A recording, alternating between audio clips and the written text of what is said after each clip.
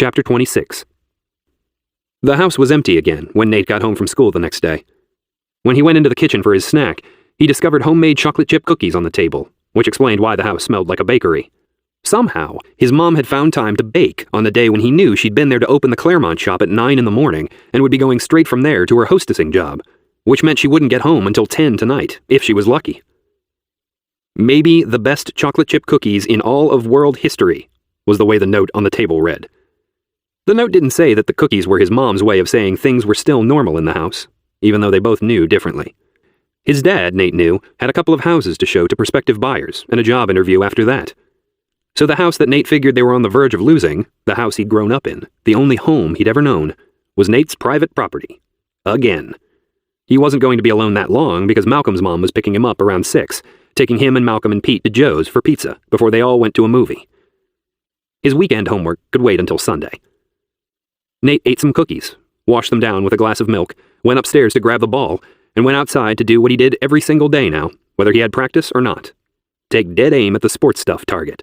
Try to turn himself back into what his mom still called him, even now. The boy with the golden arm. The Valley Patriots had 2 regular season games left before he went to Foxborough on Thanksgiving night and needed to win them both to finish second in the league and qualify for a spot in the championship game on the second Saturday after he made his throw in Foxborough. Nate didn't know if he was going to get the chance to use his arm in those games, had accepted the fact that he might end up doing more to help his team win the title by catching the ball rather than throwing it. Nate knew he had no control over that, and Coach always said to worry only about the things in sports that you could control. Out here in the backyard, though, alone with his ball and the target, Nate was in control. He was a quarterback again, trying to get his head and his arm right, maybe even his heart right, to make his Brady throw at Gillette. And the only way to get himself right again, he'd decided, was to stop complaining about the pressure of it all, even to himself. He wasn't going to talk about pressure or whine about it, or run from it. He was going to accept it, same as he had being a wide receiver for the rest of the season, if that's the way things were going to roll out. He was going to remember the way he used to throw and the player he used to be, the guy who wanted the ball in his hands when it was all on the line. Nate didn't care about being the boy with the golden arm again. He just wanted to be that guy.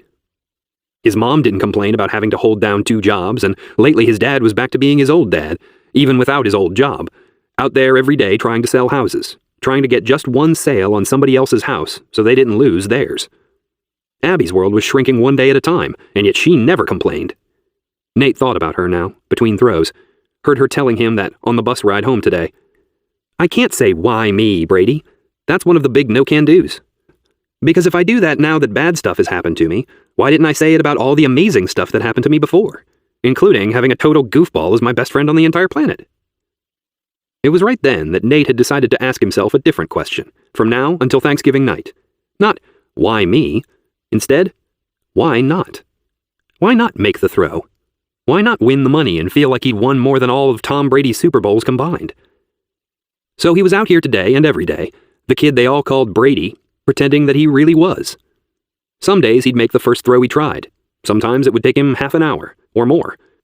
Sometimes he wouldn't be able to get out here until after practice and after dinner, and he'd be trying to put the ball through that 20-inch hole using only the porch lights and, on really clear nights, the light of the moon.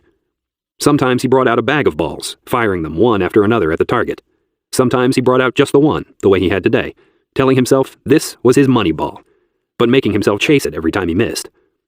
Today, he told himself he wasn't going back inside until he made a total of 5, even if he was still out here when Malcolm's mom pulled into the driveway. He kept saying to his mom that maybe he should try to find himself an after-school job. Now, he had.